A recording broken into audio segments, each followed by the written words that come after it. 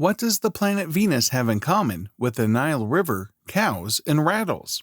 Nothing at all. At least not in our culture. In ancient Egypt, however, this list of attributes would have been easily identifiable with the goddess Hathor. She was one of the most popular and powerful goddesses in ancient Egypt culture. She was the goddess of love, beauty, fertility, pleasure, music, and dancing. And while she was the protector of women, men worshipped her too. And her temple had priests as well as priestesses. So, what was her entire story? You're sure to find out in this video, but before we begin, we want you to know that you can support and help this channel grow just by checking out the product links in the description. Who knows, you might find your perfect merch. So, do give it a glance. Now, let's begin Hathor's story. The goddess Hathor is usually depicted as a woman with the head of a cow. She was the personification of joy, goodness, celebration, and love. She was also associated with the sky, the movement of planets, Venus, birth, and rebirth after death, as well as the cyclical rejuvenation of the entire cosmos. In her Hesat form, she was depicted as a pure white cow carrying a tray of food on her head as her udder floods with milk. Hathor was considered to be the daughter and eye of Ra, the sun god. It was believed that initially, when the humans pissed Ra off, he produced from his eye Sekhmet, the goddess of war and healing, to teach the humans a lesson. Sekhmet destroyed the cities and lives of people and enjoyed consuming their flesh and blood. But by the time Ra realized that the punishment was enough, Sekhmet became unstoppable. To get her in control, Ra filled the river Nile with red pigmented beer, got her drunk, and she fell into a deep slumber, waking up as the benevolent Hathor, forgetting her bloodlust. She became the goddess who bestowed the children on earth with gifts and blessings, and the mass destruction was stopped forever. Now, let's shift focus to an important thing in her story. There is a myth about Horus and Osiris, which is extremely messed up. This myth states that after Seth, the brother of Osiris, murders Osiris and throws away some of the pieces of his body on the land and some of them in the river Nile, Isis, the wife of Osiris, starts searching for them.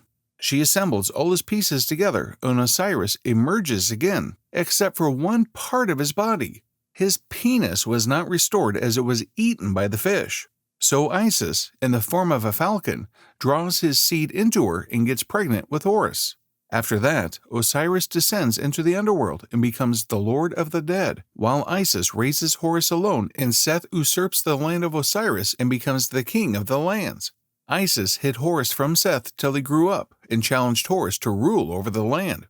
The battle was overseen by Ennead, tribunal of 9 powerful gods, but at one point the sun god Ra was so upset because of the proceedings that he refused to judge. And it is said that Hathor showed her genitals to Ra and made him laugh and give up on his evil mood by arousing him, following which Ra goes back to administering justice.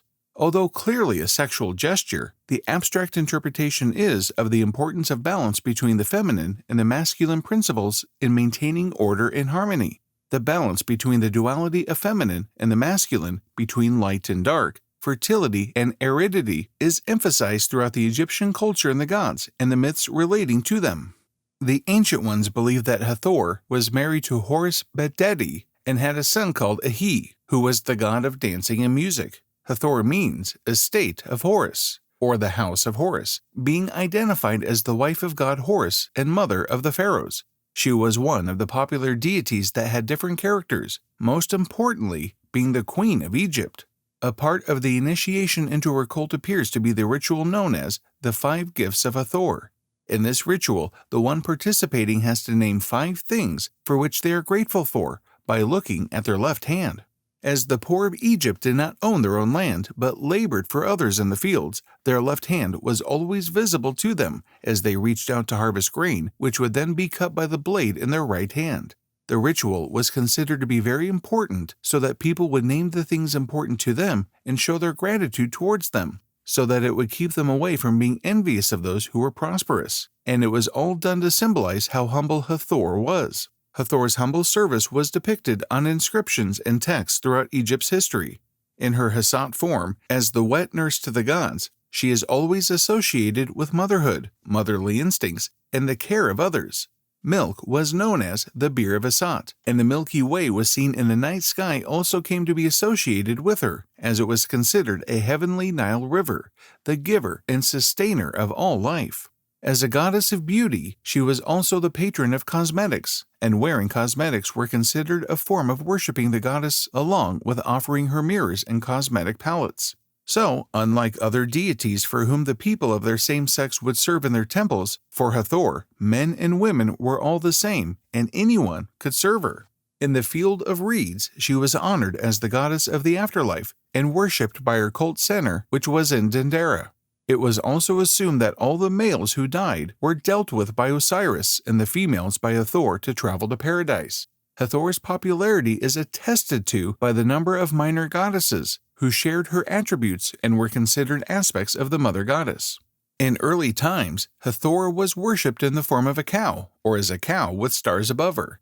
But later she was pictured as a woman with the head of a cow, and as time passed, she was considered as a complete woman with a human face, but sometimes with the ears or horns of a cow. The most important of these were the 7 Hathor, who were present at the birth of a human being and decided their fate. The 7 Hathor, along with sharing the attributes, had a red ribbon, which they used to bind evil forces and dark demons, and were also known for their ability to love and protect, and take part in the afterlife to protect the dead from dark forces. Hathor was also worshipped as the distant goddess, who abandons her father Ra and assumes the form of a wild feline to escape from him. This goddess was linked with transformation and was identified with Mehit, a protective goddess, with Sekhmet, Bastet, Mut, and others, but quite often with Hathor, as in the Book of the Heavenly Cow, in which Hathor herself is transformed as well as the universe in humanity's relationship with the gods. She gifted the heavenly Nile to the people for their prosperity. The goddess of music was also known to have a sistrum, and as such as this musical instrument is used during festivities, it is also known as a symbol of fertility. It can be seen on display at the National Archaeological Museum of Spain, the British Museum, and the Louvre Museum.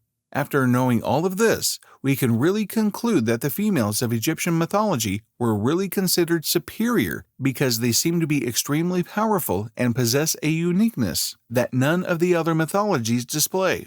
No one would dare to stand in front of them, and it seems as if they had a hold over their whole region. It is really different to know that, unlike in Greek mythology, the females possess such tremendous power that they could cause massive destruction. And this brings us to the end of this video. If you enjoyed watching it, then please don't forget to like, share, and subscribe. And do let us know how you feel about this video in the comment section below. We'll see you next time with another amazing story. Until then, stay mythical.